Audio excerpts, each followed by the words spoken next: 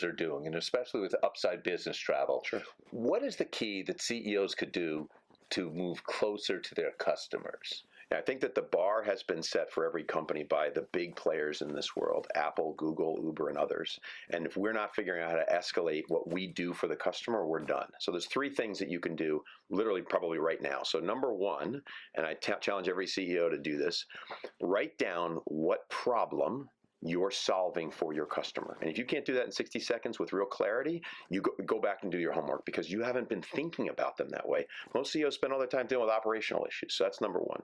Number two is, when was the last time you talked to 5 customers and 5 prospects for your business within a short period of time?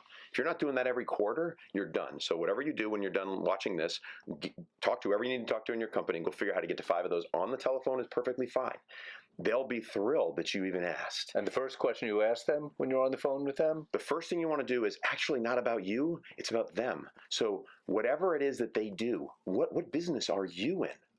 In my client, we talk to business clients. If you're a consumer, what do you do for a living? What do you do for fun? If I'm trying to create something that's a consumer-facing product, understand who they are as individual humans and the context that they operate in. When we talk to business travelers, for example, if we have a half an hour with them, I spend 20 minutes understanding what business they're in, why do they do what they do, why do they get on airplanes, what are their current behaviors around travel, when was the last trip that went well, when was the last trip that went poorly? Nothing to do with us. I want to understand where your frame of mind is. Why are you thinking about that? So think about it as an in-depth interview, understanding them. Then you can figure out what problems are that they're having, etc.